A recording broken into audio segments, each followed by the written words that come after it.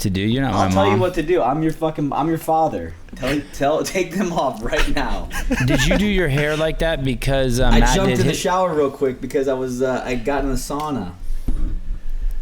What sauna are you rocking? I got the Almost Heaven. Almost Heaven. Is that an infrared? No, bro. I rock the hard stuff. I get up to 200 and sit in it for 15 minutes every morning. Oh, you do it in the morning. I do in the morning and I do sometimes in the evening, but the morning time I have this buddy who is I don't know, he works with Red Bull and he does a lot of basically like performance style stuff. Yeah. And he told me like 15 minutes in the morning is when you can get some really good hormonal effects. Really? Huh. I've tried doing it like morning or midday and I just found like it zapped me for training. Yes. So how long did you do it for? I mean, whenever I do sauna sits, I usually try to do 30 minutes total. So I'll usually do like 15 minutes in, 10 out, 15 in, and like really hot. Yeah, so he basically just told me 15 minutes in the morning, first thing. It'll keep your like GH levels up, like almost it should be almost double. But I only do 15 minutes straight, and I don't like try to stay in longer to get any more effect because exactly the first time I did it, I felt the exact same way. Yeah. So I don't know if it does. Isn't Joe Rogan's protocol 30 minutes? Well, in the evening, and if I go the evening, I go 200 degrees for 20 straight. You can go 20 minutes straight. It's not a big deal. Dude. MBD. So I know. So it is a big deal. Maddie's lying. I've talked to him on the phone when he's in there in the last few minutes, and he's admitted to. Don't lean in. Don't lean in. I'm telling the truth. I'm telling the not truth. going to even respond to you until you take those stupid things off your face. You'll be ignored. You'll be ignored completely. So it'll be basically me and Matt for the next hour and a half. Josh, have you ever noticed the difference from when you're like training hard and when you're like training casually? The difference of the feeling in the sauna?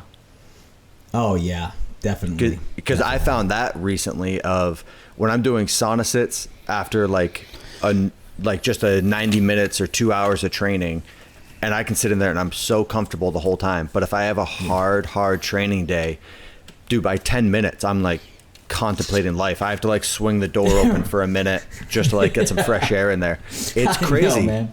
And I'm like, or how about the time of day and the ambient temperature outside? I feel like it changes the effect as well. Have you noticed that? Oh, if I sit in the sauna here, so like last summer was my first time staying here year round down in Tennessee, and like on a summer day getting in there, it's miserable. Like 10 minutes. At 10 minutes, you're like, 10 minutes, you're like, I can't survive. I think I need to get out now. Yeah. So my buddy just got. Go ahead. It's so nice, like during the winter. Oh my God. I do need to put some like boards up against the base of my sauna. I just have a barrel sauna. I need to put some boards on the base of it so that like the wind isn't just like whipping underneath it. Yeah. But like during the winter, it is my favorite to just sit in there until like you're just dying and then step outside. Oh, I can't wait to have that sauna in Vermont. So I have my cold tub and right outside my sauna, right? And so at nighttime when I do it at night, I get immediately out and I go right into my cold tub. Yep. It is the most euphoric feeling. I love it. Like it's hard to explain how amazing it feels. I think we have like the exact same ice bath setup, right? Like just a chest freezer. Just cold tub. Yeah. Yeah, and then you have a little fan and a thermostat in there as well. I took my fan out because that's insane, and I think it almost gave me. What do you mean? Because when the fan hits you when you're sitting in it, and it's like that constant cold water hitting your body. Yeah, you know what I'm talking about? Like it's not good. I don't think it's healthy. Because I keep mine I keep my temperature at like 33 degrees. Okay, so it's like I keep mine right above freezing. Yeah, I keep mine a little bit higher. I was just worried that like I was gonna like burn out the compressor because. If I didn't have, because I did put it down to, I think like 33 degrees and there was some ice in there and I was worried. I was like, oh shit, like this might not be completely accurate. So I actually keep mine, I think at 37. So the fan probably isn't quite as bad, but yeah. I just run mine. I just run it for about 2.5 hours every night, and it keeps it there. It keeps it about 33, 34 degrees. Oh wow. That's all I do. Yeah. Yeah. So I don't even have the temperature. My temperature gauge broke, and so I had to pull that out of there. Yeah. Have you ever played with infrared saunas? Yeah, I had one for a while, and I just had to sit in it too long. I would have to sit in it for about 45 minutes to an hour, and I hated it. It was interesting. I thought that was just an infrared sauna thing, that they didn't get hot enough, and then I found out it was more just because it's all the ones that I've used over here, like in the States, are just run off 130 or 110. And so they just don't have enough power to get up high enough. I got in one that ran off 220, and it was hot, just like a regular sauna. Mine was running off 220, and it would get to about 150 was like the highest it would get. Huh, interesting. And it had a cover on it too, so it should have kept it hotter. But yeah, I can't get it up, but I had it running off 220. You sure can't. Anyways, I want to apologize. Let's continue. I want to apologize to everyone for letting these guys talk for 6 minutes without interrupting. I just want to apologize, everyone. Now for some interesting sauna stories. Things off of your face. I will not let you talk. One time sauna. The story is over. Take them off your face, or we're not continuing this podcast. With Miko Salo. You're embarrassing. And Yuha. Naked. I've saunaed with Miko Salo naked, and Yuha, the guy who runs Rogue Europe in Finland. I love that guy. Love that guy. Amazing, right? Yeah. Great. Two great guys. Dude, Have you me ever met those guys naked in a sauna, and then we walked out into a freezing cold bay. And this is to what you were saying, Josh. And I had never done that before. The bay was freezing, right? And yet, Josh, don't leave. And it didn't even feel cold, even though the bay was freezing. Because we had saunaed, I went out there and it didn't even feel cold, and it was freezing. God, you look like a douche operator. Okay. And what's up, man? No, I thought we were being cool today. Is this not cool? And I laughed. My glasses are prescription. Look at. They're clear down here so I can see my notes, and they're shaded up here so this beauty light doesn't bother me. Mine are prescription too. These are prescription. Yours are prescription. What are those swim goggles? What's up, man? These are my new sunglasses. They're prescription. Oh my God, Josh, you look so good. I look like Sevan right now. And continue. When I walked into that cold bay, when I came out, I laughed maniacally for 20 minutes. I could not stop laughing. It was like I was having an out-of-body experience. It was fucking nuts. Is that what you feel, like some just crazy euphoria when you go in your ice bath? Oh man, yeah. It feels so amazing. Like I can't even describe it. It's just unreal. And then when I get out, if you stay in too long, if you stay in the cold too long from that direct like 200 degrees for 20 minutes, I will get like tunnel vision. I'll almost pass out. I had a buddy over here, and my buddy and I did it, right? And he's like, hey, can I get in your cold tub? I was like, yeah, I'll let you go first because whatever. And he hadn't done it before, though. And so he gets out, and he's trying to have a conversation with me. He's, like, looking at me and just, like, holding this conversation. And then I see his hand, and his knuckles are going white because he's holding onto the cold tub so tight because he was about to fall over. I was like, you're about to pass out, aren't you, bro? He's like, oh, oh, yeah. Oh, it was good, man. Gold. Yeah, it's been my favorite form of recovery that I've ever used, and I started doing it at the training center because it was super cool. It looked like two hot tubs, and they were like up against each other, and so it was so nice. You could just roll from one into the other, and I was like, okay, I need to find a way to put this into my house. There is a company that makes an at-home ice bath now. It's becoming a thing that they're starting to produce, and it looks like a modern tank. It looks like a modern clawfoot bathtub. Yep. But it's a nice spot. I think Chan has one. Yeah, I'm getting one sent to me. Oh, you are? Nice. It's the same guy that sent that Dream Pod. Yeah. Right? Yeah. So I have one of the float tanks. But it's like our new place, it's like it's already, all the square footage is already accounted for. I'm like, dude, I don't know if I can fit another thing in here. Matt, when you met Sammy, on the night that you took second place at the 2015 games? No, we had met prior. We had talked before that. That was the first time that like we had like sat down and like talked face to face for any notable period of time. And between that time you sat down and talked to her and 12 weeks later, how much had your relationship evolved? In those first 3 months, did you know in the first 3 months she was your girl? Oh, I knew that first night. Okay, then why the fuck can't you promote the podcast? We've been together for 12 fucking weeks. Why the fuck can't you promote the podcast?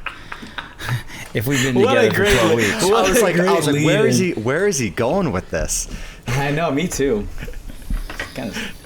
No, I can't. Your turn to talk. Go ahead, Matthew. No, I can. I will. You were just on a podcast with 190 million monthly downloads. You are on the largest podcast in the world, on the fastest growing media platform in the world, and you didn't plug the podcast. He even set you up. He said to you, so what are you up to these days? You're like, just chilling, I got a couple businesses. I hang out with these two guys with huge dicks, and we do this amazing podcast. I mean, you could have just slipped it in there. Then he would be lying. I don't want him to lie. You could have just slipped it in there. No, there was a lot of stuff that I think, for lack of a better term, just like got stage fright. There was a ton of stuff I forgot to mention that like I wish I had. And like I walked out of there just like, damn it, I forgot so many things. But sorry if you took that personally or if you're just upset at it. No, it's just good fodder for our podcast. It's good. It's actually better you didn't mention it, because then what would I talk shit to you about? No, I mean, I kind of, yeah. As the CEO of CrossFit, I wish I would have, and I knew you were going on the podcast, I wish I would have given you talking points, and I wrote up a list of talking points. I mean, so like, very first, like one of the first things I wanted to say was like, when he was like, hey man, thanks for having me on. Like, it's a very big part of it of like, I've been a fan of his podcast for so long. And when I'm training for hours and hours on end, I can't listen to like thumping, loud pump up music the whole time. And so I'll just put on his podcast. So like I've trained to his podcast more than anything else. And I was like, I think this is a good way to break the ice and, like tell him like, hey, I've listened to your podcast through a majority of my training. And then he was like, hey, how you doing? I'm like, good. And so within the first 30 seconds, I already missed one of my talking points. But what are you going to do? I'll try to. Do you go in there? Do you go in there with notes? No. I mean, just kind of like, the whole time going there, it's like, dude, I'm about to talk to Joe Rogan. Like, this is a guy that I've followed and like listened to for years and years. It's kind of hard to not like, I don't want to say starstruck, but like feel that pressure of like, okay, like this is happening, Sevan, it's intimidating. That pressure before. It's very intimidating. Dude, I feel that pressure every time. You should see me 10 minutes before we get on this show. I do not walk around and behave like you would think the CEO of CrossFit does. I'm always nervous to get on a podcast. I can't even imagine what it's like knowing 190 million people are listening around the world. Go ahead. Sorry, Josh. I heard a rumor that the CEO title was stripped due to your lack of direction and vision. Is this true? Wait, who stripped it? It's actually I stripped it. It's actually 100% not true. And these are I owe a huge apology to the affiliates, and I want to, if you guys don't mind, I'd like to take just a brief second to go over please take a minute to address your your people. The talking points I think that I should have given to Matt. On this show, you talked, or I don't know if it was on this show, but we talked about how your dad went to a CFMDL1 where he was invited by Greg Glassman, and then after that, he lost 50 pounds, right? Yeah, and this is one of the things that, like, trying to think how to word this. Like, just because I didn't emphasize how much good comes out of the affiliates doesn't mean that like it's not there. I've seen it firsthand. I've experienced it. I love it. You know, my dad, who he's had 2 triple bypasses, you know, he's never been super healthy and he just didn't have the information for it. Yeah, he went to, what was the acronym? It was the medical. It was basically a level L1. 1. Yeah. And he went there and like he left with a whole new perspective. And for me, it was almost one of those things where it's like almost frustrating because we've seen him, like he was never huge, but he's been overweight my whole life. He's had 2 triple bypasses, you know, just he struggled. And then he went to that CrossFit L1 for the doctors as a +1 for my mom, because my mom is a family physician. And then he just like made some dietary changes, started exercising a little bit, and like boom, dropped 50 pounds. And I don't see him on a regular basis, like we don't live close to each other, but like the next time I saw him, it was jaw dropping. Like he was thinner than he's been my entire life. And it was like, holy shit, like what happened? He was like, yeah, like I basically like cut out sugar, started exercising a little bit, and now I think he went from about 220 down to 170. Wow. And I think he sits like right at 180 now. Now he's kind of like more in a maintenance phase.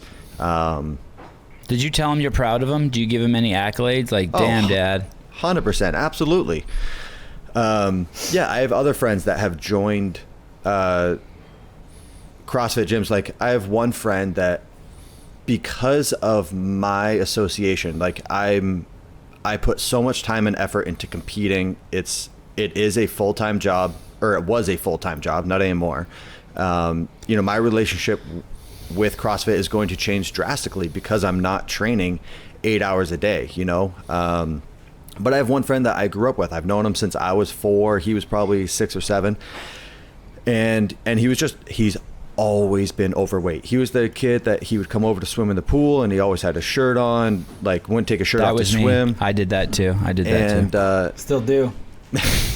And he finally came to me as like, I'm sick of having this weight. And I was like, dude, come over to my house and I'll put you through a workout. I'll answer any questions. I'll give you my tips. I'll give you my thoughts, all this stuff. And anyways, I took him through a couple of very simple workouts. I gave him my pointers on what I thought he should or shouldn't be doing. And then he joined, I don't know if it's a direct CrossFit affiliate, but it's a version of it where it's more hands-on personal training, but it's all functional fitness.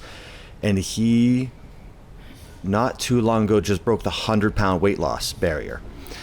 And amazing. Like, I'm not blind to those things. I cherish them. I know how intimidated I was first walking into a gym. And this is with workout experience. I've been training for a long time. Walking into a gym, I see the barriers that CrossFit breaks down in terms of like, you're going through this with a community. You're not going through this alone. You have someone showing you the steps, so you're not guessing, how do I do this movement? How do I do that? How many reps do I do? Nothing, you know, like they're breaking down that barrier and walking you through it. I think it's phenomenal.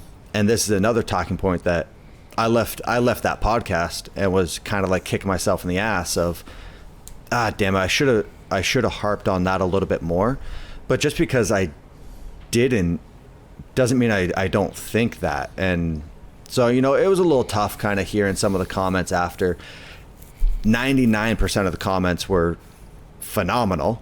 But then the few that kind of think that they kind of filled in the gaps on what they thought I was going for, you know, that was a little bit disappointing, but you know, I take full responsibility for that as the CEO. You're absolved of that. I should have given you talking points. I take full responsibility. Lack of direction and vision coming from our CEO.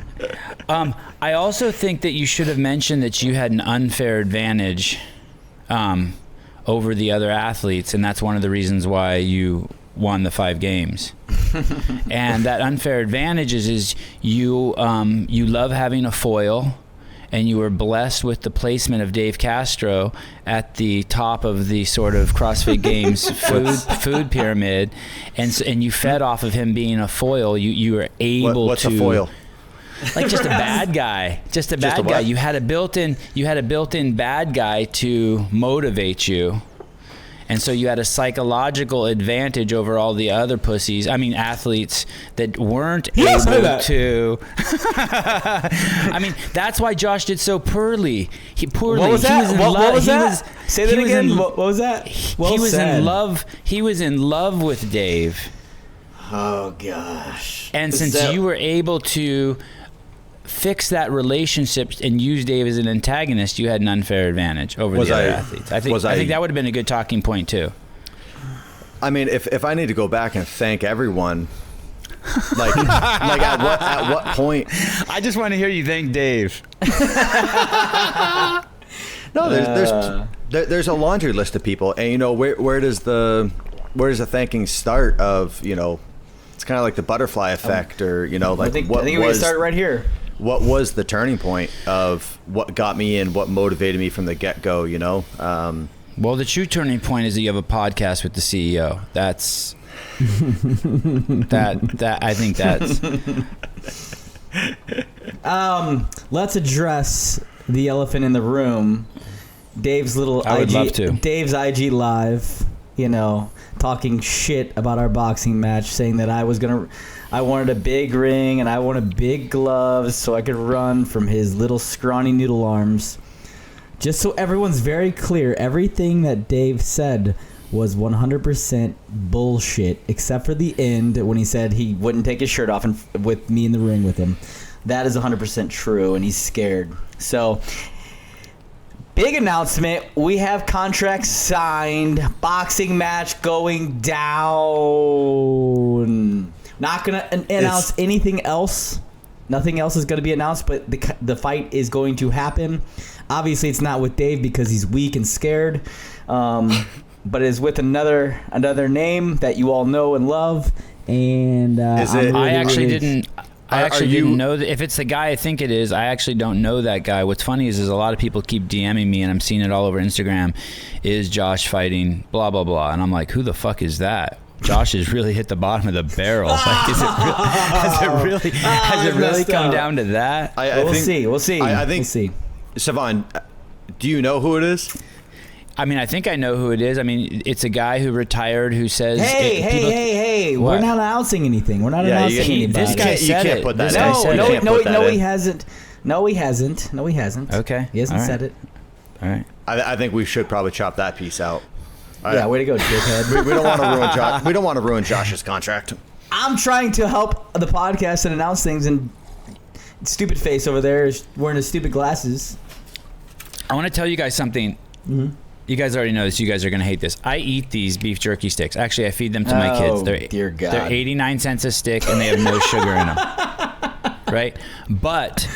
And these guys don't pay me money. I've just found them on Amazon, and I've called the owner of the company and talked to him, and he's fucking awesome. I feel like 89 cents is super cheap. Super cheap. And I think they're 89 cents. Yeah. And and you have to I buy them like in stacks of like 144. But basically I found them on Amazon. I get the flavorless ones. They're only 89 cents. And he gets his cows grass fed from New Zealand where they have higher, and he's just a small dude in Iowa, a family man. And this is really hard for me to say. These fucking knuckleheads. Do you guys know this brand? No. I tasted this the other day. Now this bag, what is it? Carnal beef jerky. You guys have to try this. This bag is only 2.5 ounces and it's $9. I mean, it's a little steep for me, but not for ballers like you. But Sevan, you spend way more money than me. Yeah. Holy shit. Please try this. Order a bag of this, you two, and try this. Sevan's glasses can make a mortgage payment. And he's telling us. Yeah. That's true. Are you getting paid? Are you getting paid by this? What is happening right now? I know. You guys are gonna start thinking. You and Matt are gonna have a call afterwards. Yeah. I am not. This is really weird that you're having like a straight up freaking promo video in the middle of our commercial in the middle of our podcast. I'm just really into no sugar stuff. This stuff doesn't even. This stuff is just bone marrow, scallion, and roasted beets. Roasted beef. I'm not paid by these swim goggles or anything, but just make sure you buy them.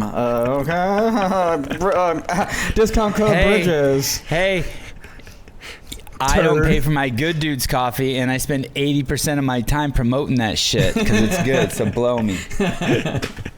And if I had the balls to sign up for Matt's program, I would.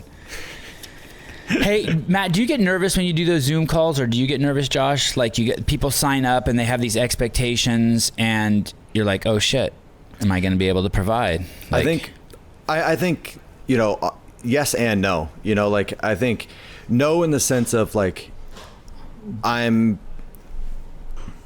Zoom calls I've done are just to be like, hey, like, I did the open workout. This is what I thought of it. This is what I think. This is how I think.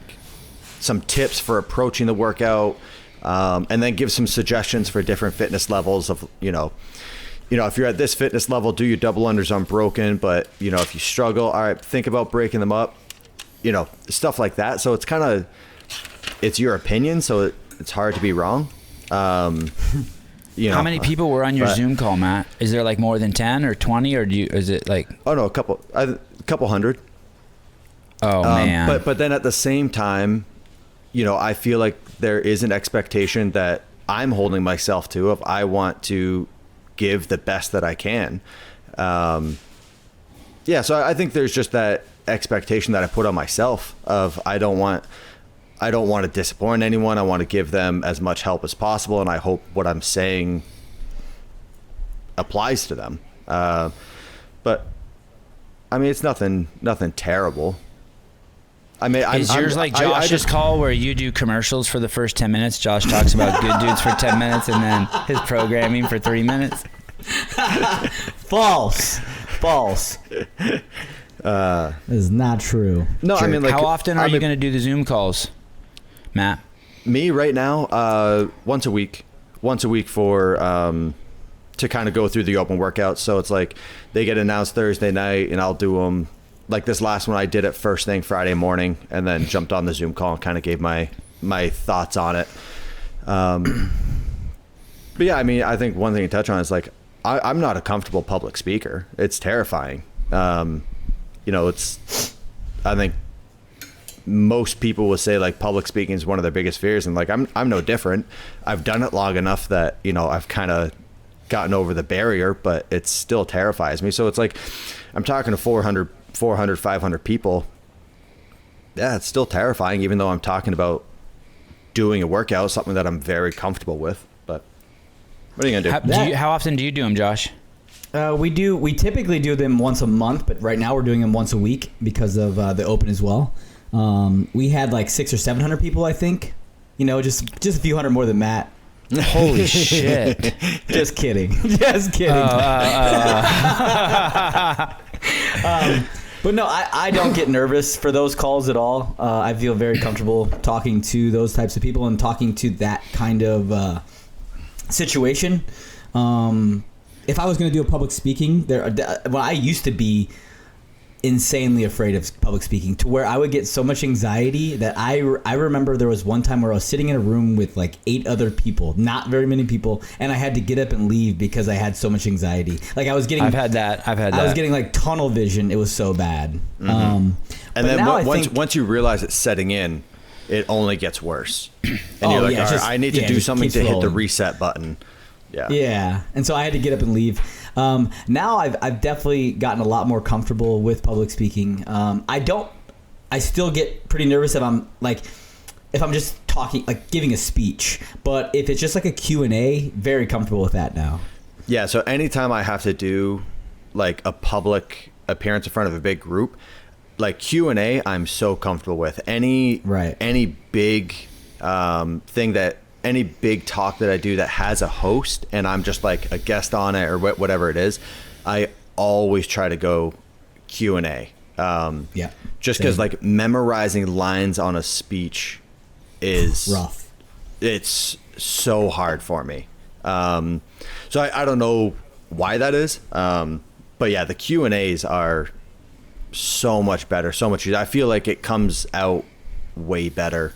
But yeah, still terrifying being in front of a big group. Has Matt ever commented on one of your Instagram posts? I'm sure he has. That's not a yes or a no. I don't know. I'd have to go back and look. Matt, have you ever commented on one of my posts? I know I've commented on his. I'm sure I have. Yeah, I'm sure he has. Yeah. I can't recall his certain situations, but I know there's no reason for me not to. Right? Yeah, I wouldn't. I could think of some reasons not to. Could you? What about? Hey, yeah. let's don't take it personal, Josh. I just know Matt's not big into like promoting certain things. You know what I want to talk about? He commented on my post. That's all I want to say. Your Jorts? The George show? Yeah, he commented on my George post. Yeah, or O'Keefe did. Someone from Matt's account. I wanted to talk about that, Sevan. I want to talk about it too. Like, regardless of anything, like, that's impressive. The way you're just hammering those out. The way he was wearing those jorts. I don't care what he was doing. Nobody cares about what he's doing. It was the way he was wearing the jorts is what was impressive. It makes me look like I have hamstrings. You look like 10 years younger wearing those, at least. You look at least like 30, like 45 years old. You're like those. Every SEAL I know, 100% manipulative. So good. But regardless, thanks, Matt. My goal is to add one every week. One every week? Yeah, so I started. Are you training it, or are you just like, are you doing any like progressions for it? No, basically, so that used to be kind of like my bread and butter. That was my like one trick pony thing. Yeah. And then I stopped for a few years because my shoulders were really hurting at the top to press out. Yeah. So then I want to teach Avi muscle ups now, and so I'm like, okay, I gotta try to get him back. Yeah. So then basically, my goal is during the week I don't train it at all, but just once I basically just keep doing the CrossFit I do every day, and then on.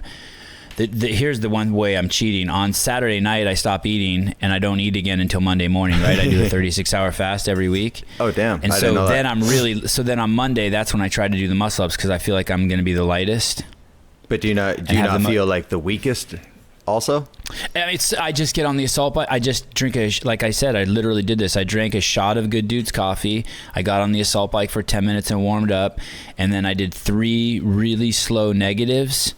You know, where I start at the top and I do 3 really slow negatives, and then I try to put something on the TV that I think will make me look cool, and I adjust the shot and I hit record and I go over there, and I'm terrified every time. Because when I'm doing the negatives, I don't know if it's like this for you guys. I never feel like I can do one muscle up. I'm like, oh shit, how am I going to do one? These negatives feel horrible. Yeah, but then you turn the camera on and it's fucking go time. Strict muscle ups were something for me that were like really, really difficult, and I forget who it was. Maybe Dave Durante or someone. But I think it was a gymnast specialist. But they kind of showed me how to, because I was like, how do you scale a strict muscle up to like get more volume into practice?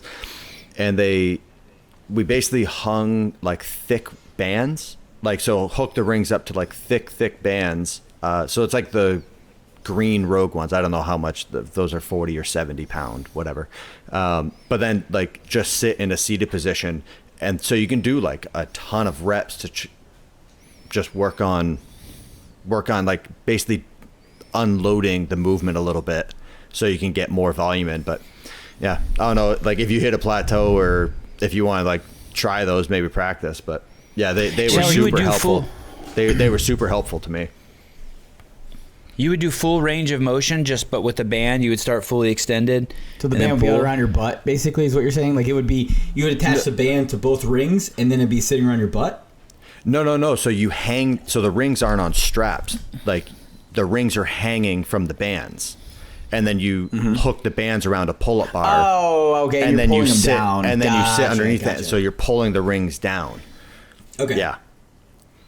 It's funny because people really truly don't think that I work out, and I know this is going to sound harsh, but if you're in the CrossFit space and you don't work out, I kind of see you as a fraud. It's kind of like I would never wear I love the UFC, but pardon me? Did Greg work out? No comment. He's the founder. He can do whatever he wants. So what you're saying is I wouldn't wear well, I will say this. When I worked at HQ, every single person who worked there not only did they work out, but I would say 99% of them, their life was profoundly changed. You know what I mean? Like some people find God, these people found CrossFit. So that's one of the magics of what was going on there. I mean, that's not what's going on there now, but yeah, you can never, that'll never be recreated. No, fuck no. There's people who work there and it's just a business now. It was an experiment before run by Greg Glassman and we were all volunteers and now it's a business. By the way, Joe said aren't that you the games CEO? made... Aren't you the CEO with Where's Your Direction and Vision? Joe said the games made Greg rich. The games were a fucking do not make anyone rich. The games are an albatross. Did he say that? Indirectly? Well, they made you rich, Josh, and they made you rich, Matt. But no, they did not. Yeah, really. Indirectly. You don't think they had an indirect, like any sort of value to the CrossFit as a company? Indirectly? Yeah. Of course it did. Okay. Then you got me, Josh. You got me. I'm not trying to say I got you. I'm just trying to say. I can tell by the way you're wording it, but go on. I'm just trying to say. Continue. Yeah. Continue. What are you drinking? That's not good, dudes. Oh, today's my birthday. You're fired. Today, I'm 49 years old today. You're serious? It's your birthday today? Is it actually your birthday? Oh, happy birthday, dude. And these guys... And these, I have to tell you, that's why you wear those stupid glasses. I want you to see my... Are you doing another promo right now? Don't do another promo, okay? Oh, no. Let's do a promo. I've started up my own podcast. Did you guys know that? Of course. Yeah. Thank you. I was on it. The Sevan podcast. I know. I had to go back and check. You weren't lying. You were on it. Yeah, I remember that podcast because these guys sent me a free case. It was pretty cool of them. The podcast that Josh was on, it started out with Josh, like, it was clearly mid-conversation, and Josh was like, wait, is this a podcast? I thought this was just a phone call. Exactly. Right. Ridiculous. Who's the coolest person on Instagram? Like, who's your favorite? Like, you know how, like, most people that you follow, you really don't give a fuck about their posts? But there's, like, I have, like, two people where, like, I'm like, holy shit, I can't wait to see this post. And the truth is, I can't even remember their names. It's a good question. One of them's a guy who makes UFC cartoons, and I just I stop and watch every single one of his posts. And the other one is this guy. He's a parkour guy. I think he's probably the greatest parkour guy in the world. He has over 1 million followers, and he does these insane jumps. D'Amato or something. He's not American. Big, handsome dude. Looks like a giant version of Brad Pitt. I feel like I need to look up. While I'm swarming you guys, I watched Troy and Gladiator. No comparison. You're right. There's no comparison. Troy is way better. False.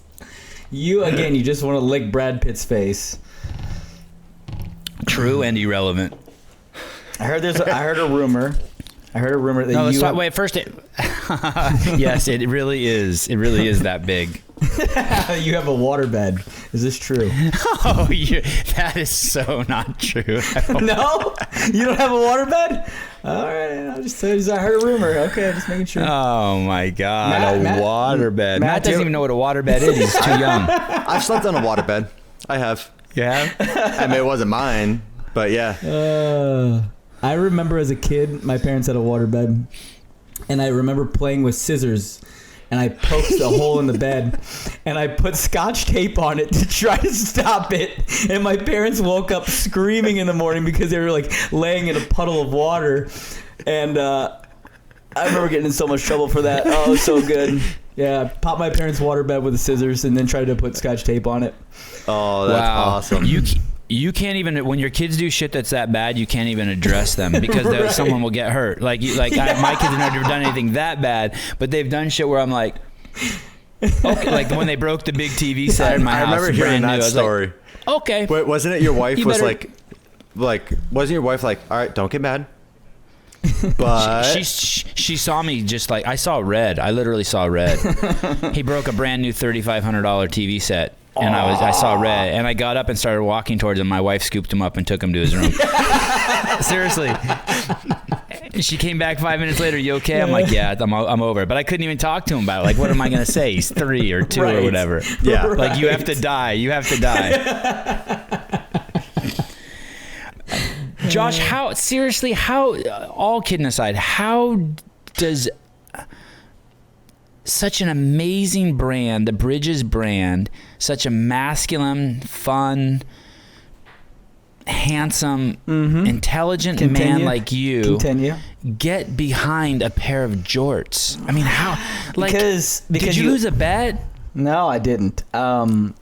They are the most, and you can say this because you know it's true. They are the most comfortable pair of shorts you'll ever put on. It's insane. Although if I did get an erection in them, people would see the whole outline of my what do you call them? Jacobs, my Jacobs of your light switch. Yes.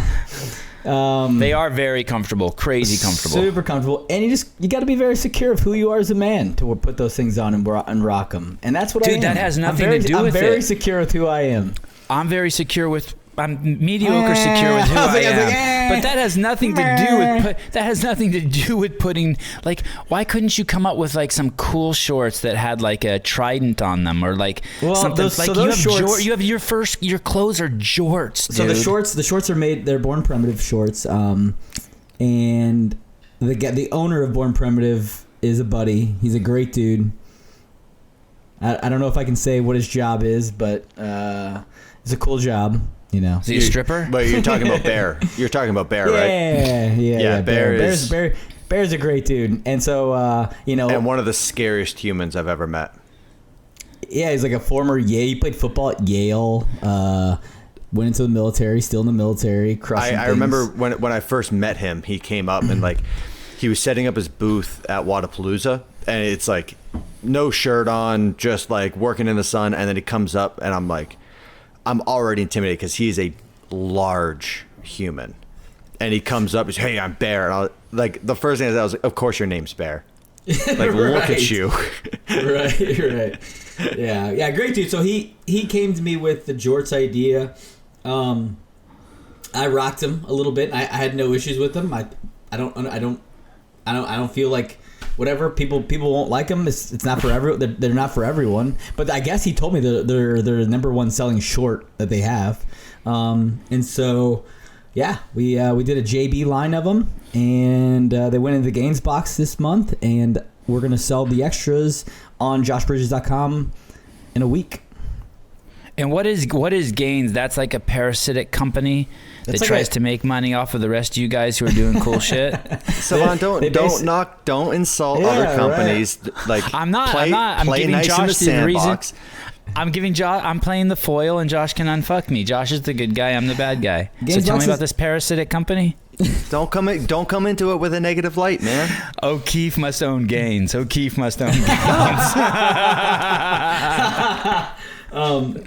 No, it's a box that you basically get. It's a monthly or a quarterly subscription, and you get a box full of goodies that has different stuff in there. It's different products in there, so you can try it and sample it before you actually have to go and see if you want to buy something. So it's a really cool idea.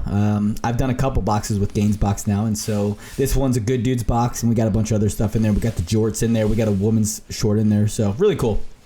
I didn't get the women's shorts. No, you only get either the men's short or the jorts or the women's short. But you have basically when you subscribe, you put a check mark in it, and they send whichever one you want. Really nice of you to send one to my wife. Appreciate it. That was cool. Totally unexpected.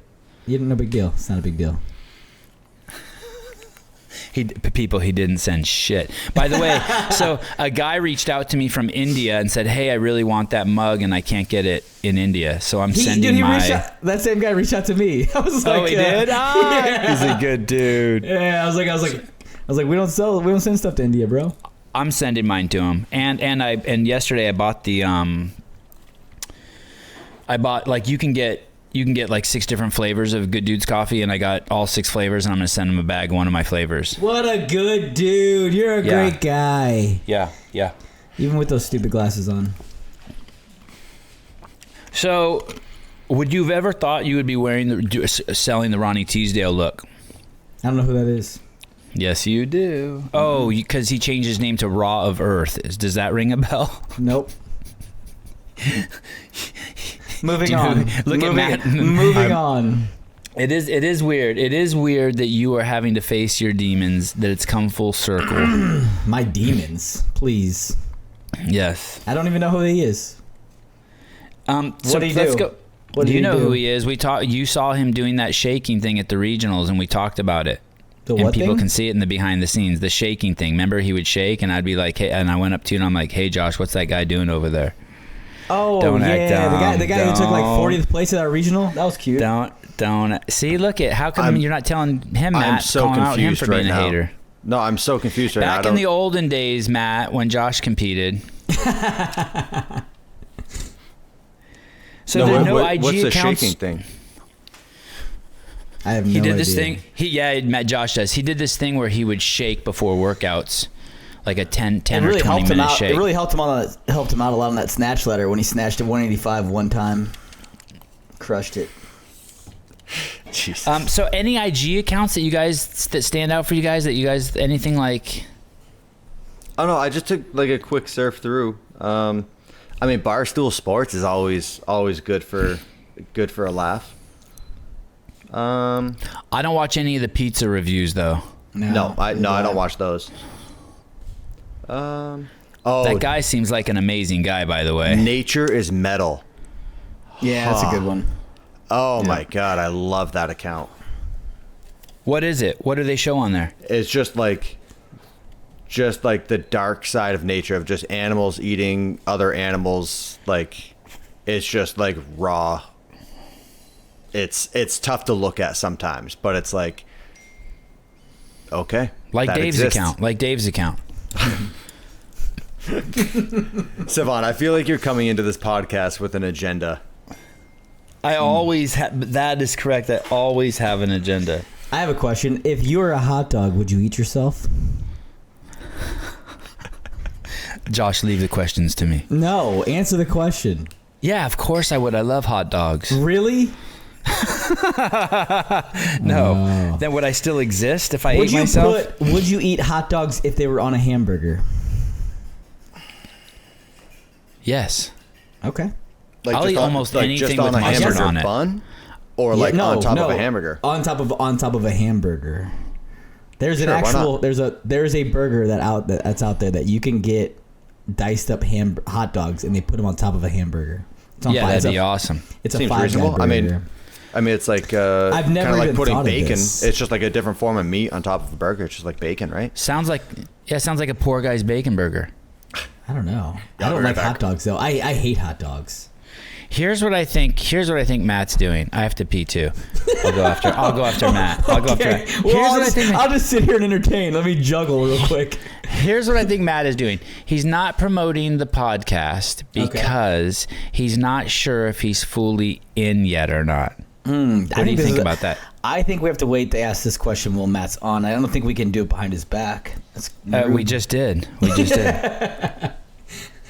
I think that I don't know why Matt hasn't. I mean, I know he's put up a couple posts, but nothing significant. Imagine. There was a great YouTube comment, by the way, that said, I came here after seeing the Joe Rogan podcast, and this guy Sevan is funny. I've laughed more with this guy Sevan than the last 12 episodes of the Joe Rogan podcast. I was like, yeah, I know you have. You must have gotten your heart swelled up with joy. Jerked off to it. What happens is I want to post a lot of the comments on YouTube, but it's hard to grab them because the lettering's so small and they're so long. Do you know what I mean by that? Oh, yeah, I know what you're saying. Yeah. And so by the time I take a picture of them and post it on Instagram, you need a magnifying glass to see them. But I think about maybe turn your phone to landscape. Turn it sideways. I tried. Oh, you did? Yeah. Yeah, it's still really long. Sorry about that.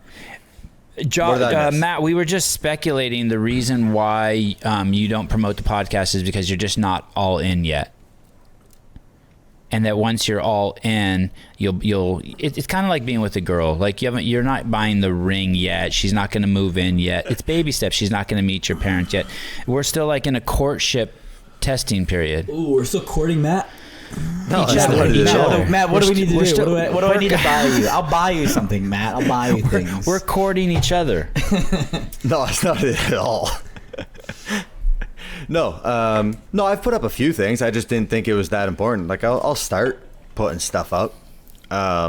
Like if it's that important. You realize, Matt, that Sevan doesn't have a job.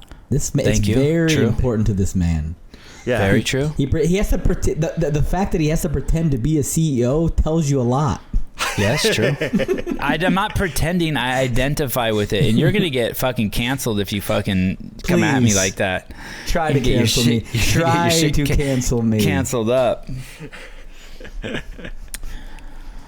Marvel, the only Marvel movies I like, and I think this is fair. I think it's only I just like the only comic book stories, all those. I just like origin stories. After the origin story, I kind of don't like. I'm not like the Iron Man series. Like I like the first one, and after that, it's just like it just seems like CGI battling to me. Like I'm watching some little kid play video games. Would you gentlemen like to weigh in on that? I like the Thor movies. I thought they were really funny though, but they were like, I like Thor's character. He's really sarcastic. He's funny. I like the Hulk ones. It's kind of the same. Deadpool was cool. Oh, it was Deadpool's weird. Great. Yeah. I didn't like the movie, but the writing and the acting was amazing. Yeah, but the storyline, I was like, eh. I think Deadpool is one of the very few that I've seen. I'm just Which not one, Deadpool? Yeah, Deadpool, and like, does Hancock count? With Will Smith? Hancock could have been so good. What do you mean could have been? I thought it was good. Yeah. I don't know if Will Smith was the right character for him. I mean, he did a good job, but I think you could have used. I wanted it to be darker, Matt. Like Batman's origin story with Christian Bale. Oh, that's one of my favorites. God, that's so good. By far one of my favorites. But yeah. You haven't seen that, Matt? I've seen. He trains to be Batman. I've seen the. It's so I've dark seen Batman, and good. I just don't know which one. I like how it's the one where he's like in a prison, and it's the Bane one. It's the Bane episode with Bane. It's like one of the only good ones. It's probably one of the best. What was the one with? Not the best. Is it Heath Ledger as the Joker? Yeah, that was good too. I think that's the one I've seen. I don't think I've seen the one with Bane. Yeah, Bane is Tom Hardy episode. Yeah, yeah. I don't really watch those movies too much. Just don't really get into them. Go watch it. It's good. You almost don't think you're watching a superhero movie. Is it on Netflix? I don't know. Don't act like you can't go rent it for $4 off. Apple.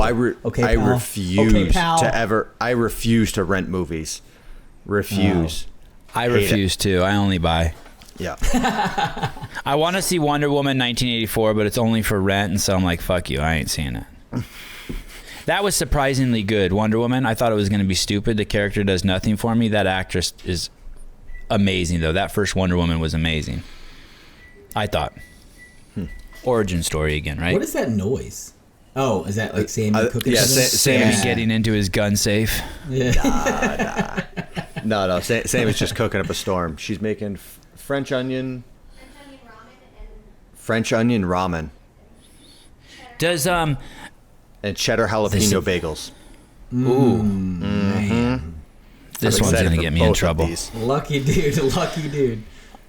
When you watch movies with your significant other, do you ever let them choose the movie? Yeah, all the time. Ever? Oh, I never do. Really? Why?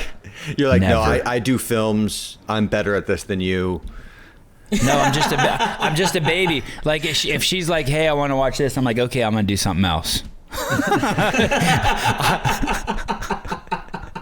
I just don't have like what she watched this series Schnitzel, and I'm sure I would like it, and she said it was really good, but like I'm not into it. I don't want to watch it, so like I just don't. I mean, there's some. But like, if we're gonna sit down and watch a movie, I choose. There's some TV shows that Sammy really likes, but I think she probably enjoys it more because she's followed it like from season 1, and it's now on like season 17. So me jumping in, I'm just like, these characters mean nothing to me, so the show is not entertaining. But I mean, movies, we're usually on the same page with what we enjoy watching. But then even if we're not, it's like, who cares? Like, I'll watch a good rom-com. I like those. Yep. The fact that you know that you use the phrase rom-com makes me nervous. Sure. Good old rom-com. Nothing wrong with good rom-com. A nice, good, feel-good ending. Everyone lives happily ever after. What's there not to like? I love a romantic comedy also, but I don't watch so many of them that I call them rom-coms. Yeah, you're such a man. I apologize. I apologize, Sevan. I didn't say the exact words you wanted me to say. I listen to Adele and Halsey when I work out sometimes too. Does that make you nervous? Does that make you confused? I don't know who Halsey is, but I approve of Adele. Oh, there's some Adele songs that they bring out the emotion. You don't know who Halsey is? Never heard of him. Dude. I'm not a music guy. It's a girl. Oh no, I said I've never heard of them.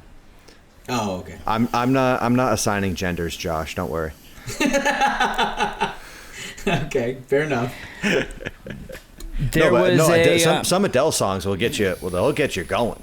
Like they bring Rolling Into the Deep. Are you kidding me? Rolling Into the Deep, dude. Come on. I love Adele. I don't know. Adele's great. I don't know the names of them. Which one's that, Josh? Just sing me like one line. You want me to sing it for you? Please. I have to work up to that. Not yet. Sometime. Drop it in the next dead spot. Mm-hmm. Do you guys get a shit ton of spam calls? Yes. Like I got one today, basically. One of them. You do? I want to make sure my extended car warranty doesn't expire. Do you really answer them? Yeah. And do you just to fuck with the people, or no? Because just because it's like if it's coming, it comes through as like it shows like a phone number, and I get a lot of calls like if I have a freight delivery and they need to call to schedule that, or I'm always concerned like if drug testing's trying to contact me, it doesn't show up as like drug test, it just shows up as the guy's phone number. Right. Right. As soon as I hear an automated voice or something, I'll just hang up. But there are times where it's like it is calls I need to take.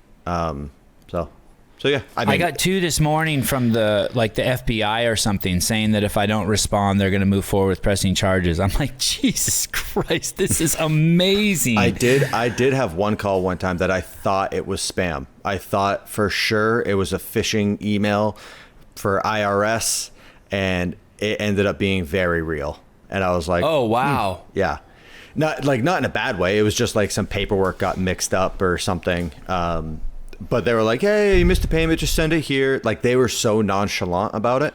And I was like, I remember on the call, like they had left a voicemail. So I called back and I was like, hey, I don't know how we do this of like, you show me that like you're not spam, but like I need to see some proof that this isn't just like me sending you a check. So yeah. Yeah. I mean, I'll pick up the calls, but I try to be cautious about it. Sevan just Matt, Josh, hit us with those notes. Yeah, I got some notes. Did you do the open or no? Yeah, I did that workout. Yeah, how'd it go, dude. So I thought after watching Carrie do the workout, and Carrie has like pound for pound the best shoulders in the game, male or female. With wall walks, I think with that volume, it's ton of shoulders, obviously, but then I think abs start playing a factor in it, core strength. After watching Carrie do it, I was like, I don't see how anyone will go faster. I was so impressed watching her do it, just bouncing up and down, crazy. Yeah. And then I think she may have tripped like once on a set of double unders, but like she knocked the workout out of the park, especially for an open announcement with like not having... I assume that they didn't get to play with it at all or too much prior to. I don't know. Who's this? Carrie on the open announcement. Open announcement. I was so impressed with how well she did. Yeah, I felt bad for Christy. I was like, Christy got sent to the slaughterhouse with that workout. I felt so bad for her. I was like, I bet Christy's actually doing pretty decent. But Carrie's just crushing this thing. Yeah, that it's making her look really bad. Yeah, and I thought for sure Carrie would have like the top time in the world, if not like maybe top 3. But I figured she just smacked that workout out of the park.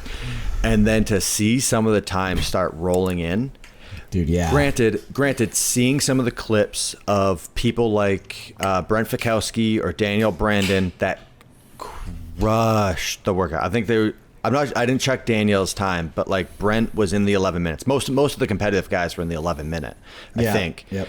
It was like late 11s and then 12s. Yeah. Oh, that means Josh got 12 something. No, I got 14. So I got 14-12. I'm not scared. Oh, yeah. And the first time I did it, I didn't finish. I was so mad. Yeah. I was so mad. See, like, I feel like, I know when I did it, my first couple sets, I was doing wall walks the way I've done them as a warm up. And how you need to do it for like that high a volume is so much different.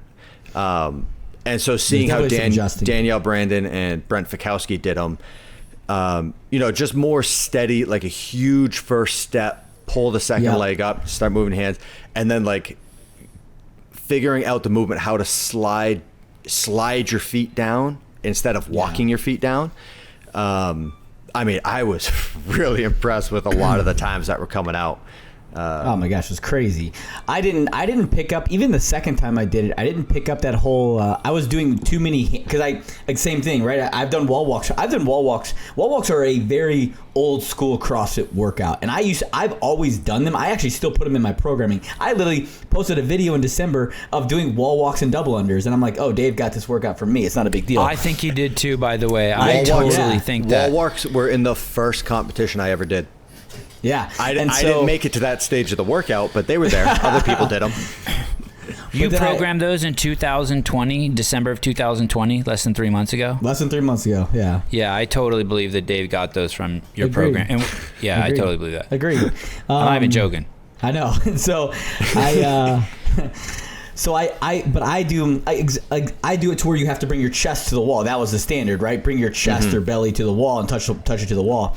So when I realized, like, you just got to get your hands to the tape, it was just taking fewer steps with your hands and then coming back. And it saved my shoulders so much.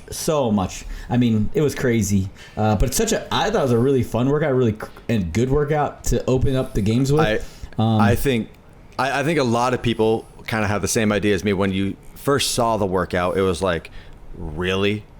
Wall walks?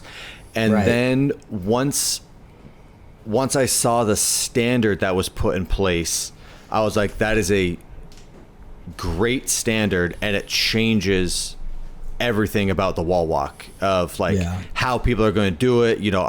I thought it was great. And then when I did the workout, I was like, this is a phenomenal workout. And it was really tough.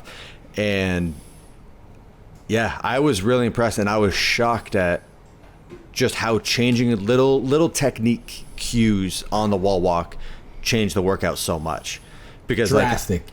Yeah, when in the beginning of the workout, I was doing it where I had to hinge at my shoulders instead of at my hips, and so the front of my shoulders blew up, and I mean I paid for it badly.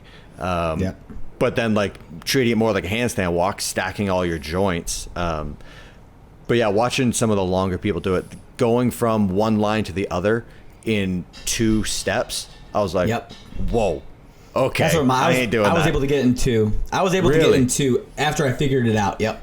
Yeah. And that's what it saved me. I would love to try it again. I would love to try it again once I've like taken more time to like really play around with the wall walks. I did the workout. I did maybe 5-10 wall walks in a warm up, and then just jumped into the workout. So I don't mean that as a dig at Dave either, by the way. I think that he should be able to pull from programming from anywhere. I mean it as more of a compliment to you, Josh. That being said, two things going back to the Joe Rogan show. One of the really interesting things for talking points that as the CEO I should have given you is that your buddy Josh Bridges entered SQT as the fittest man in the class according to his SQT instructor, and he used CrossFit to prepare for it. So anyone who's interested in joining the SEALs, there's that. Second of all, Mr. Rogan, it's a fact. I love you as a UFC commentator, but you are now one of the richest men in the fucking country. Kudos to you. I can't wait to fucking be nipping at your heels and moving next door to you. But you're one of the richest men in the country, and if you want to talk about injuries, you make a living commentating a sport where 99% of the athletes leave with brain damage. So CrossFit relative to UFC, they're not even in the same... I mean, the UFC has to be the most dangerous sport you could fucking get into. it's fucking nuts. You're punching people in the fucking head. Yeah. I talked about that specifically, and that was one thing that like I was a little disappointed to kind of see the response from that, because I thought I was, saying in a way that I'm not being naive in saying that like no, like you can't get hurt doing CrossFit.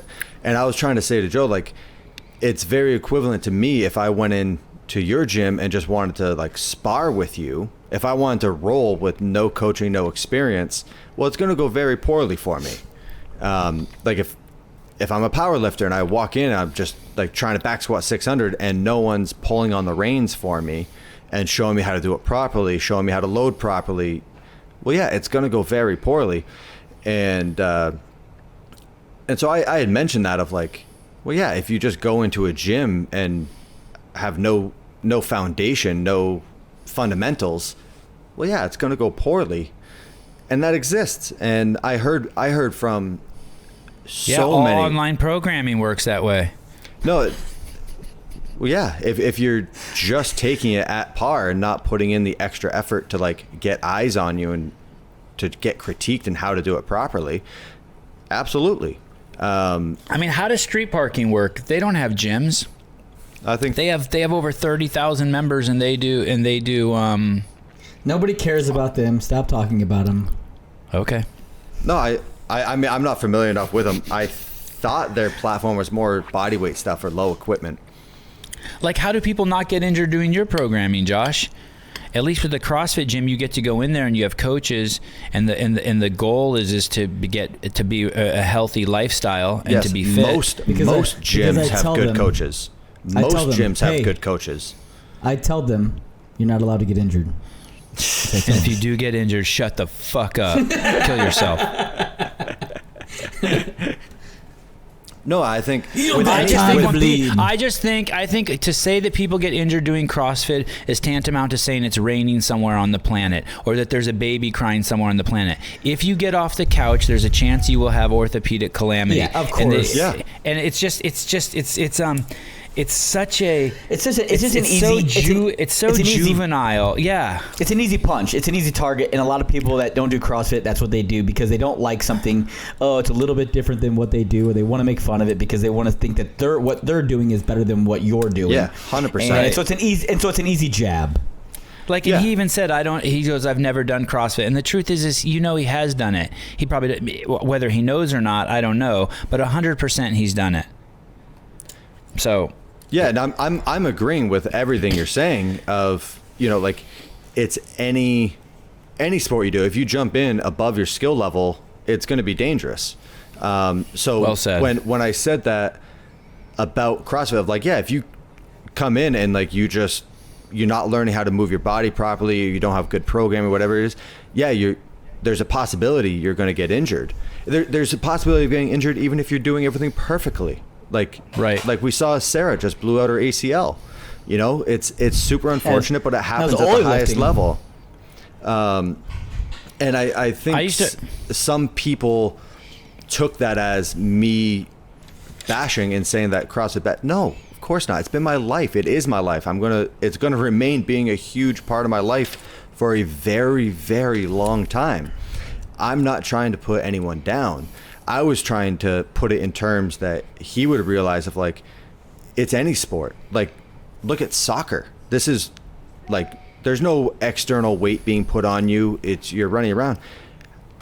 How many kids in high school are blowing out a ligament? It's something that happens. I mean, look at Tiger Woods in golf. I mean, the guy, perfect example. His back, his knee, his neck. But the thing is, it was an opportunity for, like, everyone has their own agenda, right? So for me, from my perspective as the CEO, my agenda was for you to go on there and say it's the cure for the world's most vexing problem. And that's not your agenda because you're not the CEO. You're the fittest man alive, 5-time champion, and he wanted to have you on there for that. I blame direction and vision. It is. Well, not direction and vision. I had direction and vision. I didn't have foresight. I didn't. No, that was one of the things to give his talking points. That was one of the things that, like, when I left the podcast. First off, I thought it was like 40 minutes. That place was like a time warp. There's no windows, no clocks. and the time flew by, and I'm not the one controlling the conversation. Like I'm like, this is Joe fucking Rogan, you know, like I'm along for the ride, you know. I'm just trying not to stumble over my words too much. And that was one of the things that, like, when I went back and listened through the podcast, it's like, man, you know, okay, I missed an opportunity here to, you know, talk about more of the good, I guess. But I think because a lot of people heard me not preaching on, like, the amazing things CrossFit does, they took it as me talking, going the other way, you know, by me saying, like, yeah, there are some injuries in CrossFit, you know, like it happens. Injuries happen in any sport. And I thought by relating it to other sports, that was saying, like, yeah, CrossFit's just another sport that mistakes are made sometimes. And I feel like it's a loud few that just took it the wrong way, you know. Most of the people I heard from, like, 90. No, I won't get into that, but yeah, I'll leave it there. But it's stressful. It's I have to tell you, it's extremely stressful on me that when you two are fighting.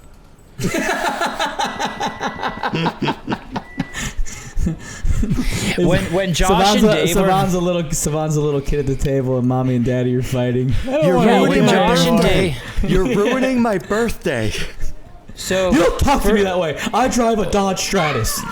When the show first started, there was a little bit of like was it Kershuffle with you and Rich, which is, you know, I don't know where our friendship stands, but I think he has a beautiful body, so I didn't like to see you fight with one of my beautiful body icons.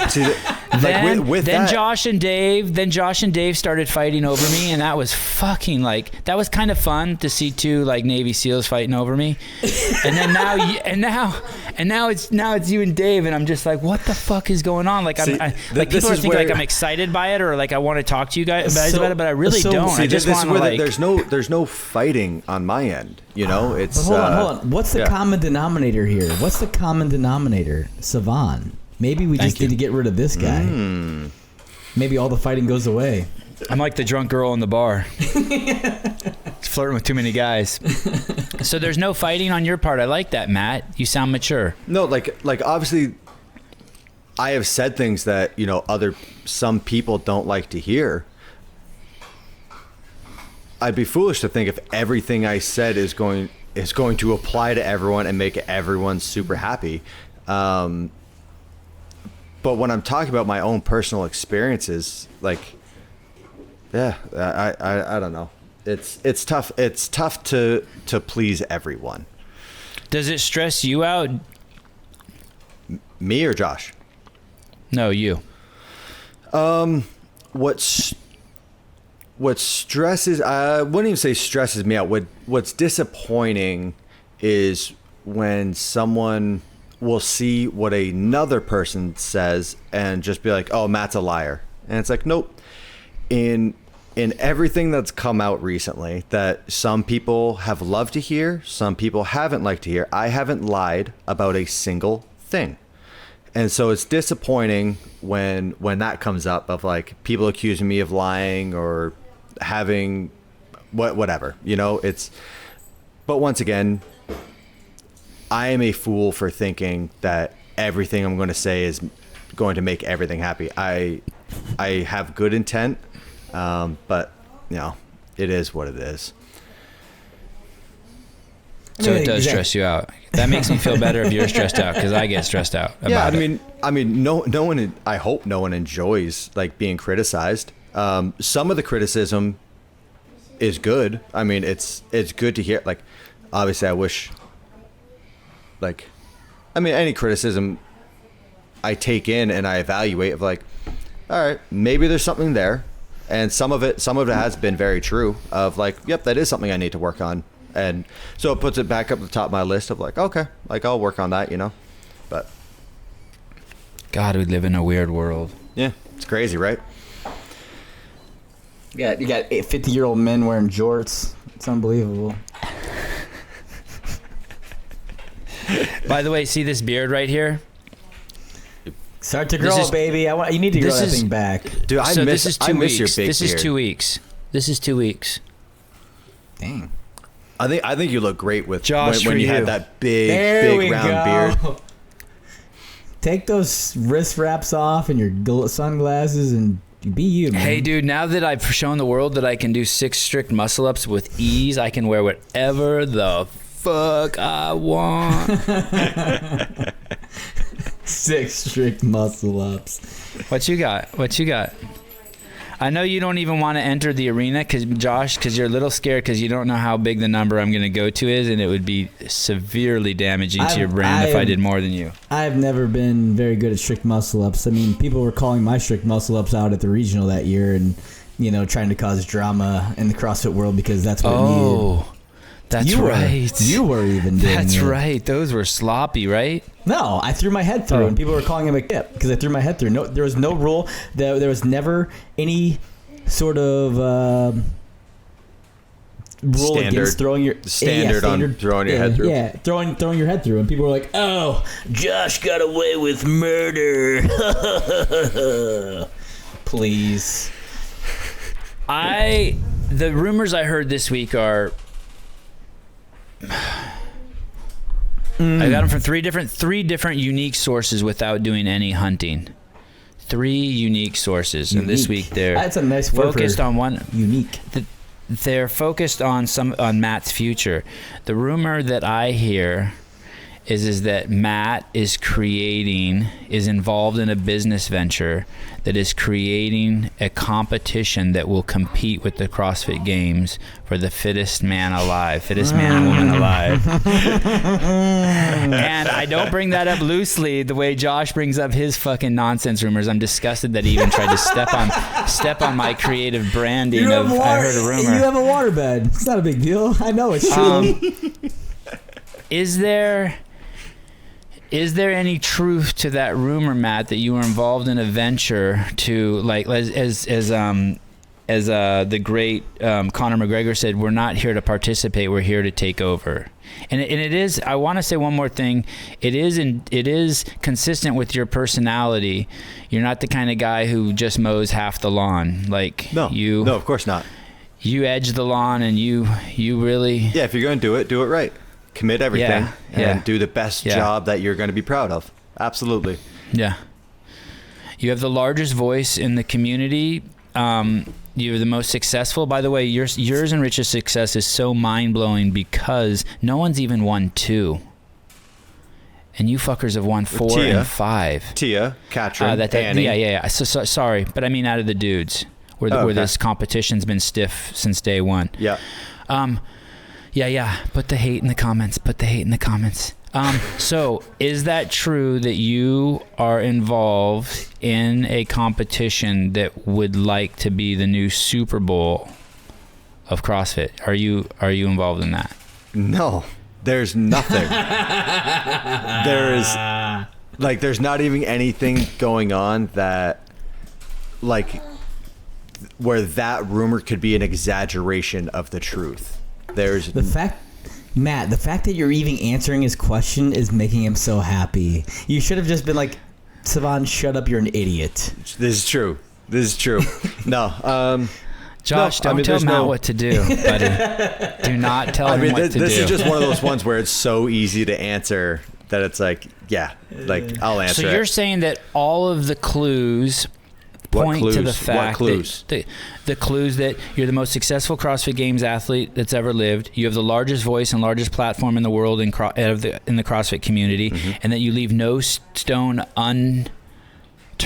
And now you have your own training program coming out. Like why it makes perfect sense that you would be stepping into the competition space and want to just own it because I have for your personality. Because I have no interest in stepping into the competition space right now. Like that's. Keyword. I heard it right now. I heard it. No, right now there's zero intent. But think about, like, I try not to put just these blanket sweeping statements out of like, no, I'm not playing a competition and I never ever will. Well, no, I don't know where I'm going to be in 5 years. So you listen to Justin Bieber and you never say never. I don't get that reference. We don't know what that means because we're not believers, but Josh is a total believer. I really liked that. What's that? Go ahead. I mean, your whole thing of like, I leave no stone unturned. No, there's many stones unturned. Like, there's many that I've never even picked up, you know? When I find something and I enjoy it, yeah, I try to put it in effort that I'm proud of. But right now, like, no, dude, that whole side of it, I just don't have an interest in it. Now, was that actually a rumor you heard, or was that something that you wanted to bring up? No, this one didn't start between my ears. That actually I've heard from 3 different sources that said that yes, they believe that you have a. I know your sources. You want to tell you, Matt, who his sources are? You do not know. I know your sources. Me, myself, and I. No. Tell me one. Tell me one. Joseph, Ari, and Avi.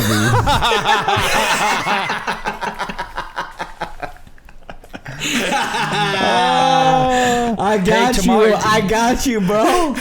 Tomorrow, I cannot confirm or deny. Avi, come over here. Was that true what you said about Matt? Hey, tomorrow my Sugar Wad programming comes out. I shit you not. Tomorrow my Sugar Wad programming comes out. Yeah, and I actually do make money off of that, and I do want to promote that. And even if you guys think it sucks, please everyone go out and buy it because I have a fucking mortgage to pay, and I really don't want to have to sell these glasses. I love that you say you have a mortgage to pay like you're hard up. Right, exactly. You're killing it. This guy just struggle bus right now. What's really cool about it, I will say this, just like all these other things, it just fell on my plate. Basically, a guy reached out to me from Sugar Wad who follows me on Instagram. He said, I love your account. I love everything about it. Have you ever thought about doing kids programming? I'm like, yeah, I basically do it on my Instagram. And he goes, yeah, but why don't you formalize it and do a write-up and export all those videos and organize them and put together a plan? And I'm like, because I don't want to do programming every single day. It would stress me out. So he said, put together a 50-pack then. So I did that. And it was actually, I don't know about for you guys, but it actually made me a better person doing that. Like I learned more about, I really, in the process, I really refined what my plan was for my kids. You know what I mean? Like I didn't know. I realized that the whole goal of my parenting is to make my kids capable. Mm-hmm. Like, and before I had all these, it was all spread out into all these different thoughts, but I'm like, yeah, my kids should be capable. They should be able to get a girlfriend. They should be able to get a job, and they should be able to fight off a bear if it comes in the living room. Bold statement. Yeah. Tall task. With a gun? With a gun? When your kids pick sports, like, or when your kids are doing sports, how do you pick them? Like, is it like you offer it, or are they coming to you with like, hey dad, like I want to try tennis? Like how does it work? It's all basically fortuitous. So there was just a tennis, they taught tennis nearby and someone told me about it, so I just took them to it. Yeah. There was a guy, Garth Taylor, famous guy, successful jiu-jitsu teacher at CrossFit HQ that Greg paid for all the staff to take for free, and I became friends with him, and so basically I just started taking my kids there. The one thing I did want them to take jiu-jitsu, and I did want them to take dancing. Mm-hmm. And so it's easy for me to follow through with those. Basically, and tennis was just on accident. Striking was just on accident because there's a striking coach at the jiu-jitsu center. Kumon, my kids do Kumon. I don't know if you guys know what that is, but there's like 36,000 Kumon centers all over the United States, all over the world. It was invented by a Japanese guy, and it's basically CrossFit. It was invented in the 50s. It's basically CrossFit, math, and English. Is Sammy telling you have to go? No, she was just showing me her cheddar and jalapeno bagels because they look I'd amazing. like to see her cheddar and jalapeno bagels. So, and Greg Glassman told me about Kumon and basically said, hey, you should get. It's basically CrossFit, but it's math and English. So for 5 to 20 minutes every single day from when your kids are 3 years old, they do some sort of English writing, reading program and some sort of math program, and it's timed. You write when they start and when they finish, and it's just this workbook. Oh, okay. And from what I can tell, the people who take math the farthest in general are the most successful people in the world. So there's two overlying themes I see. People who are raised by a mom and a dad, both in the household, and people who are really good at math seem to do really well. So I don't know if it's true, but I'm leaning on it. I think if not, you have to grow. If not, you have to grow a goatee like Josh's. I think just having a good math understanding is just good. It's never a bad thing. No matter, yeah. Math is always my favorite. Now that math is about to become subjective instead of objective, math might actually be bad. Because I think the best part about math is that it teaches you to think right. Right. It teaches you that that was always my favorite part about math, is the fact that I know there's an answer. I just have to figure out how to get there. Yeah. That's what I always loved about it. My favorite part was that there was no opinion. It's like there's a correct answer and there's an incorrect answer. Like there's no opinion or personal interpretation put into it. It's just it's right or it's wrong. That was my favorite part. There's rules to follow. How do you choose the sports for your kids, Josh? For me, when they were really little, I could never sit down on the couch without them just coming at me and fighting me and wrestling me and beating me up. And so I go, hey, there's a sport called wrestling. Would you guys want to do it? And so they did. And so that's how they got into wrestling. Baseball, we just, my oldest son, he actually could throw a baseball or a ball. It was a lacrosse ball actually, like at me at 6 months old. 6 months old, he could pick it up and throw it right to me. And so we just continued to play catch and stuff, and then he really fell in love with baseball. They both play baseball. Those are the only two organized sports we've done. But then in the backyard, we play football, we play hockey, we play they skateboarding. Basketball. Yeah, they skateboard, they ride their bikes. I just want my kids to be a complete athlete, right? And in the sense that if you start to specialize your kids, and I'm not saying it's right or wrong, because if that's what you want to do, that's what you want to do.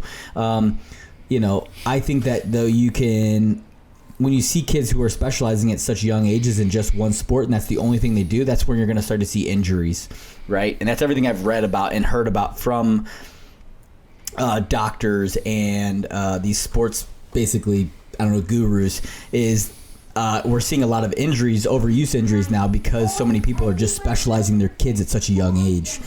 So I think you hear those like success stories of the Michael Phelps, the Tiger Woods, those stories of like from 3 years old, Phelps started swimming or whatever age it was, and they identified that he has this like crazy talent, and so they just went all in on it. I mean, so yeah, you hear some stories like that the people had success in it, and then you hear the other ones where it's like, oh yeah, even through college they're a 3-sport athlete, and then they picked a sport when they graduated. And right, I don't think there's a right answer, wrong answer. But exactly, yeah. I just want my kids to be able to be a complete athlete, right? Yeah. Be well-rounded athletes. And so that's really how I've done it. And like I'll allow them to do anything. My oldest plays guitar. My youngest one wants to be he has a drum set, and so I'm all about everything. Like I could, I will try to guide them and facilitate any dream that they have, whether it be in sports or not in sports. So sport for me though, sports is just whatever they want to do, we'll do it. We'll give it a shot. That's awesome. I love that your backyard is basically just like a sports compound of just anything and everything. It's like what you want: baseball, football, skateboarding, mountain bike. Let's do it. I am living vicariously through them as much as I can, and I love it. It's amazing that basically you can steer them too just by giving them how you place attention, right? Yeah. So like if I see Avi like running his Hot Wheels over the piano, and I'm in the other room and I hear a key strike, I'll run in there real quick and be like, were you playing the piano? He's like, no. I'm like, oh, darn it. And then he'll be like, well, I'll play for you. I'm like, yeah, you will. And it's really just about giving attention, right? Yeah, for sure. Like, just shower them with attention. Yep. And yeah. I think attention's huge. I mean, just being there with your kids, right? And doing whatever, whether it be reading or whatever, not sitting and watching TV, which don't get me wrong, we do that too, but, trying to actually do things is huge. Did you and your brother wrestle a lot, Matt? No. How much older is he than you? A little bit over 3 years. So, okay. Growing up, it was kind of I don't want to say awkward, but, it definitely wasn't like the ideal age gap because we weren't close enough in age to be friends, but we were too far, and we weren't far enough in age apart for him to like kind of take that parental role with me. Yeah. So, and I mean, we are polar opposites from each other. He was all in on the arts and music, and I was all in on the sports side of things. So, no, I had a buddy that growing up, we were just attached to the hip. Like he's like a third son to my parents, and every day we would wrestle. That's all we did. But yeah, with my actual brother, no, not really. I mean, we would fight. We'd have some good fights every once in a while, but yeah. My boys literally cannot keep their hands off each other. No matter like in between, I'm sure it's like this for Josh too. Someone's always getting hit with a pillow. Someone's getting punched in the face. Yep. Someone's biting someone. I mean, and they just love it. And if you try to stop, even if they're crying, they're like, okay, we won't cry. And then they just want to keep going. Yeah. It is absolutely bananas. Yeah, it's the same. It literally is like having two puppies that just cannot stop biting each other. You have one older son and then the younger ones are twins, right? Yeah. I love that they still just look like triplets. They all look identical. Pretty close, yeah. Yeah. Like triplet girls. Hey, people will literally say to me, I'll be like, they'll be like, normally I don't ever correct anyone, but like, let's say I'm hanging out somewhere, like on a patio somewhere, and then after like 10 minutes, they'll hear me finally say he, and they'll be like, oh, you're joking, right? And I'm like, no. They're like, no, you're joking, right? I'm like, no, they're boys. They're like, no. I'm like, yes. Do you want to see them pee standing up in the corner over there? Right. Oh my gosh. What's his name? Right on the wall for you. Yeah. Do you like with their hair? I think that's the biggest thing that guides people into assuming that they're girls. Or the ribbons you put in their hair. No ribbons. No, but like, are you just letting them do whatever they want, or like, you're like, well, they've never asked to cut their hair, so I'm not going to? Like, what's the reasoning there? I don't really know what the reasoning is, but I think that what happened is we just never cut their hair, and then we got used to their hair, and then we kind of got attached to their hair. You know what I mean? Yeah. But like one time, I would say like a year ago, my cousins were here. Or no, sorry, my nephews were here. My sister's kids were here, and I pulled out the razor and I was going to shave one of their heads. And one of my nephews, who was like 14 at the time, goes, no, don't do that. Jackson's like, no, don't do that. His hair is so cool. And so his hair got saved. But literally, I think that if I cut my kid's hair, like while my wife was out of the house and she came back, she would be stoked. Because really? It is, because she has to brush it at night. She doesn't have to, but they prefer her to do it. I try to do it sometimes and they scream bloody murder. Yeah. But brushing that shit is gnarly. Yeah. And if you don't, and I've cut huge dreads out of their hair, it is gnarly. So, but sooner or later it has to be cut, I guess. It's already down past their ass. They can shit on their hair. Really? Oh, I didn't realize it was that long. Yeah. All right. It's been an hour and 35 minutes. Let's do this. How would you rate this show out of all of our shows? Me? No, I don't talk to you. I talk to Matt. You're just to fill dead space when Matt and I get stuck. Go ahead, Matt. Okay, cool glasses. No, let's stop the recording, then we can have our normal after podcast chat. Yeah, exactly.